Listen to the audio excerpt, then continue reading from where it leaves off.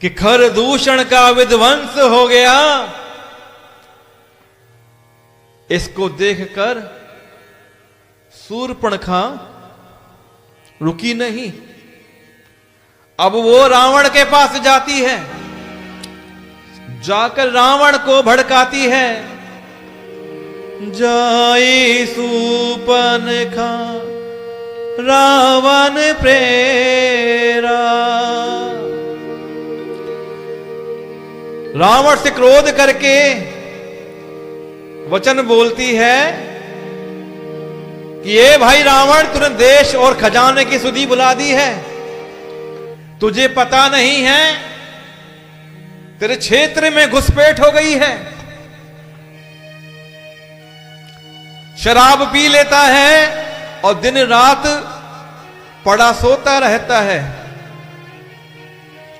तुझे खबर नहीं है, शत्रु से तेरे सर पर नाच रहा है। सुधी नहीं तब सिर पर आराती, तेरे सर पर शत्रु खड़ा हुआ है। नीति के बिना राज्य और धर्म के बिना धन प्राप्त करने से, भगवान को समर्पण किए बिना, उत्तम कर्म करने से और विवेक उत्पन्न किए बिना विद्या पढ़ने से परिणाम में श्रम ही हाथ लगता है, कोई फायदा नहीं होता है।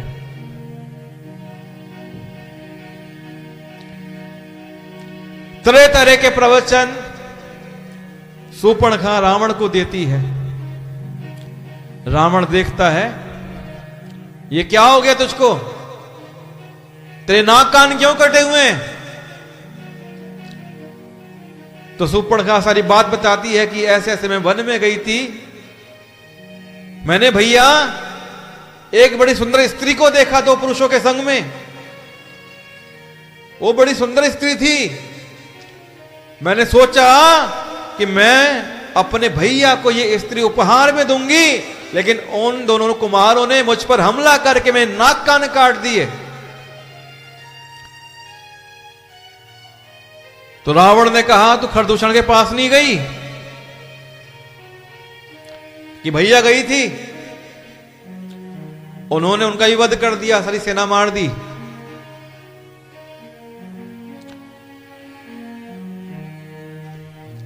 शूर्पणखा समझाती है,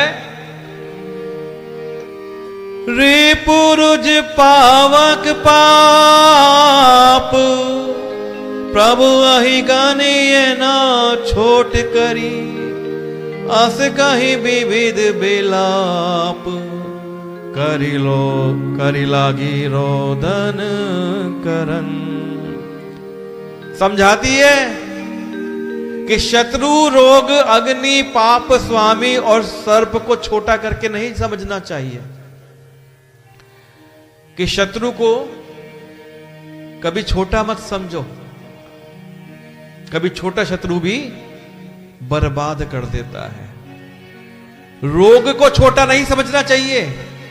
छोटा रोग कई बार बड़े रोग का लक्षण होता है।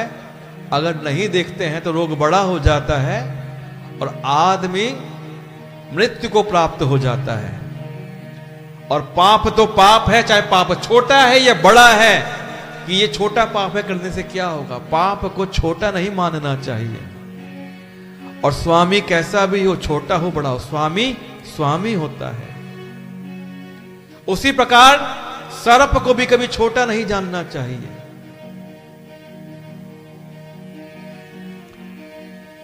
सर्प छोटा हो या बड़ा हो, जहरीला होता है, काट लेगा तो मृत्यु हो जाएगी।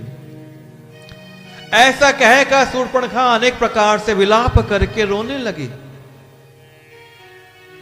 रावण की सभा के बीच व्याकुल होकर पड़ी हुई बहुत प्रकार से रो रो कर कह रही है कि अरे दशग्रीव, तेरे जीते जी क्या मेरी ऐसी दशा होनी चाहिए?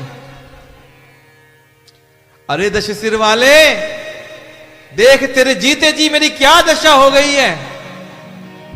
मेरे नाक कान काट दिए हैं।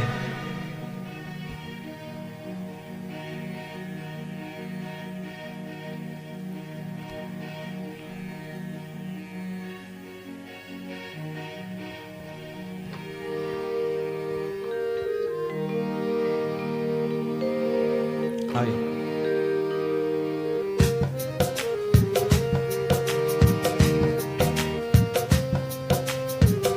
सुनत सभासद उठे अकुलाई, समुझाई गही बाह उठाई।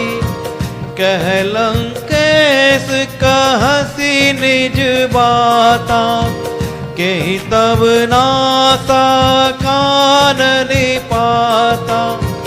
अवध नृपति दशरथ के जाए, पुरुष सिंह बन खेलन आए।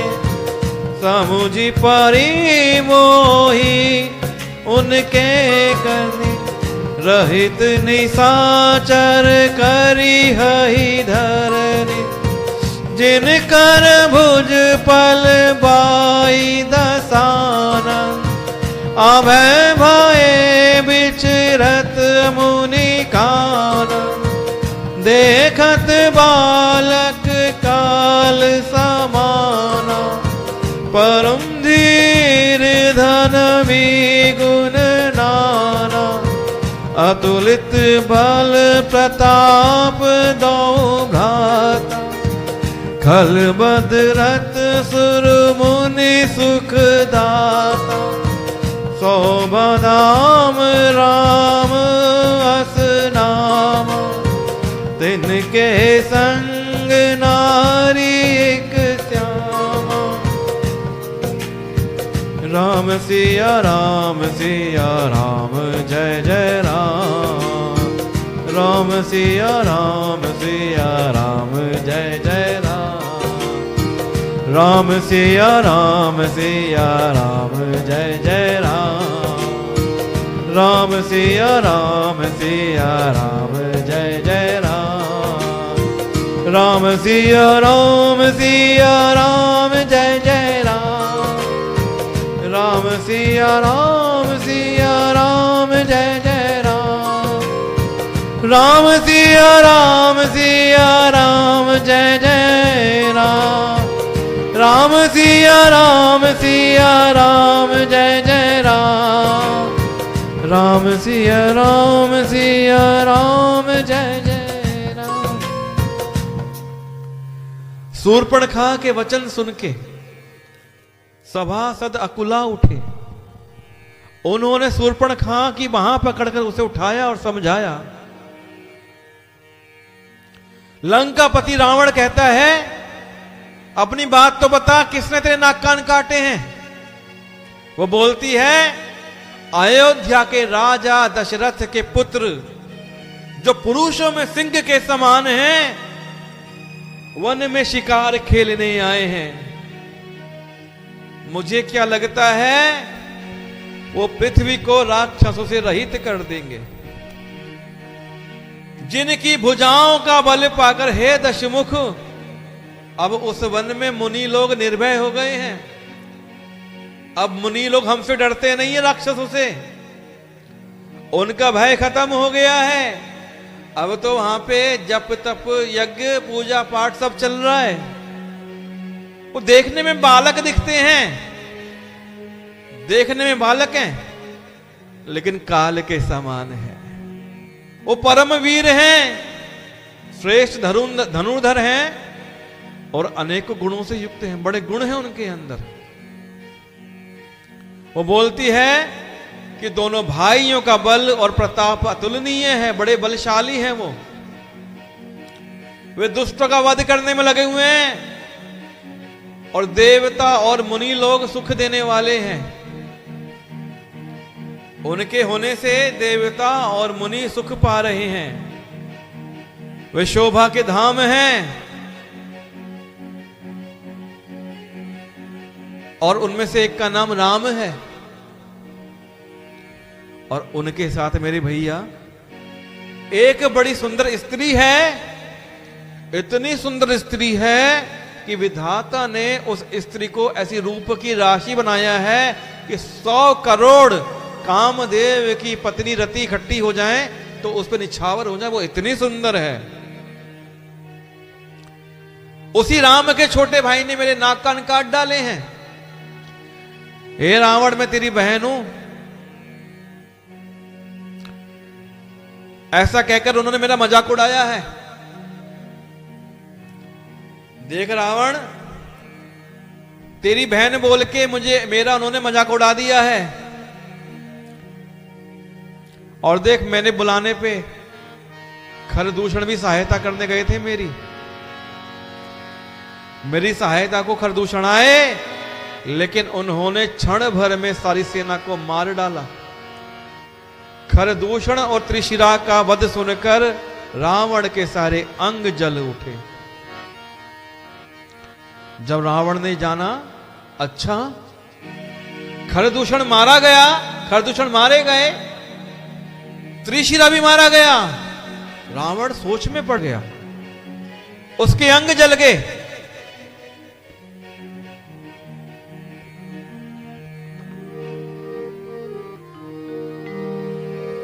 सूपन कही समुझाई करी,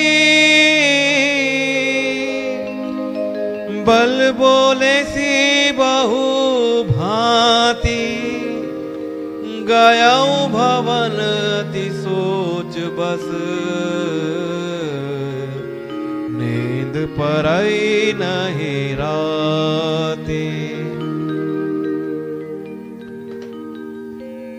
कि शूर्पणखा को रावण ने समझाया, अपना समझाया कि मैं बलशाली हूं। अपने बल का बखान किया रावण ने,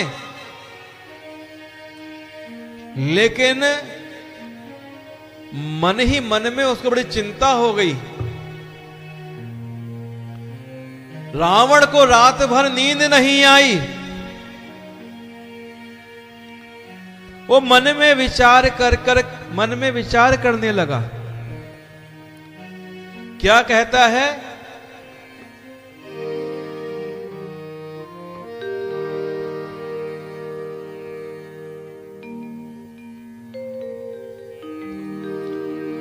सुर रंजन भंजन मही भारा, जाओ भगवंत लीन अवतारा। ताऊ मैं जाई बैरू हटी करऊ, प्रभु सर प्राण तजे भव तरऊ। होई ही भजनु ना तामस देहा, मन क्रम वचन मंत्र दृढ़ एहा। जाऊं नर रूप भूप सूत को, हरिहाऊ नारी जीती रन दो। चला अकेल जान चढ़ी तहवा, बस मारिच सिंधु तट जहवा।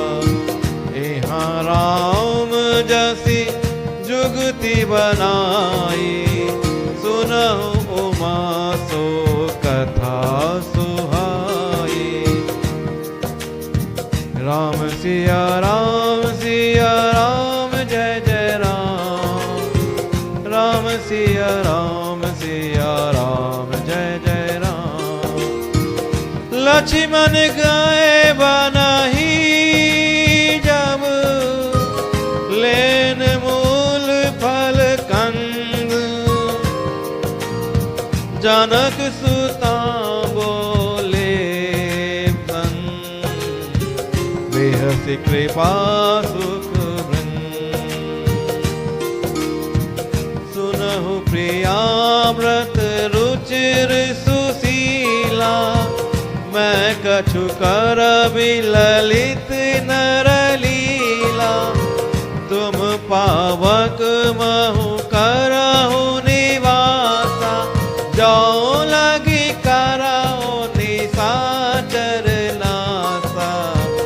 जब ही राम सब कहा बखानी, प्रभु पद हरि अनल समानी। निज प्रतिबिंब राखी सीता, ते सही शील रूप सुबिनीता। लक्ष्मण हूँ या मरमु न जाना, जो कछु चरित रचा भगवाना। 10 मुख गयो जहाँ मारीचा, नाई मात स्वारथ रथ नीचा। नवनी नीच के अति दुखदाई, जिमि अंकुश धनु उरग बिलाई। भयदायक खल के प्रिय भानी, जिमि अकाल के कुसुम भवानी। राम सिया राम जय जय राम। राम सिया राम जय जय राम। राम सिया राम जय जय राम। राम सिया राम जय जय राम। कि रावण को रात भर नींद नहीं आई, चिंता में आ गया रावण कि शूर्पणखा के नाक कान काट दिए, खरदूषण का वध कर दिया। कोई खरदूषण तो मेरे ही समान बलवान है, अगर खरदूषण का वध कर दिया है तो लगता है अवश्य ही नारायण ने अवतार ले लिया है। यह सोचते सोचते रावण को रात भर नींद नहीं आई, तरह तरह के विचार कर रहा है। देवता, मनुष्य, असुर, नाग और पक्षियों में ऐसा कोई नहीं जो मेरे सेवक को भी मार सके। खरदूषण तो मेरे समान बलवान है, उन्हें भगवान के सिवा और कोई नहीं मार सकता है। लगता है भगवान ने अवतार ले लिया है। रावण कहता है कि देवताओं को आनंद देने वाले और पृथ्वी का भार हरण करने वाले भगवान ने यदि अवतार ले लिया है तो मुझे भी अब भवसागर से पार होना है। मुझे भी भवसागर से पार होना है। अब भगवान मुझे इस भवसागर से कैसे तारेंगे? मैं काम करूंगा, सॉफ्ट रखो,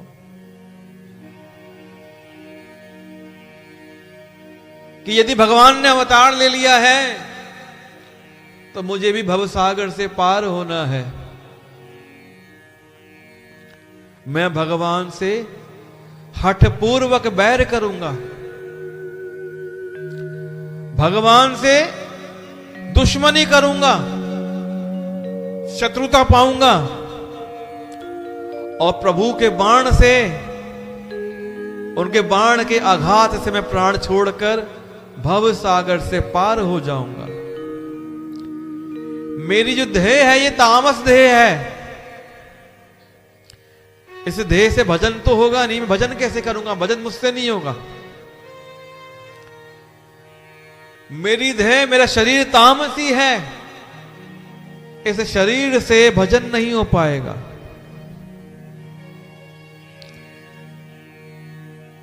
तो क्या करूं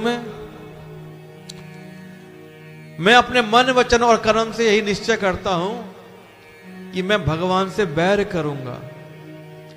बैर करूंगा, भगवान मुझ पे बाण चलाएंगे, मुझे आघात करेंगे और मुझे भव सागर से पार लगा देंगे। और यदि वे मनुष्य का रूप हैं तो मैं उन दोनों को रण में जीत कर उनकी स्त्री को हर के लिए आऊंगा। मैं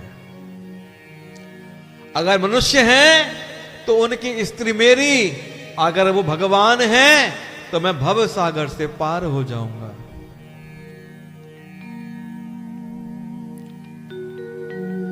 कि चला अकेले जान चढ़ी तहवा, बस मारी चित सिंधु तट जहवा। यहां राम जैसी जुगति बनाई, सुनहु ओम असो कथा सुनाई।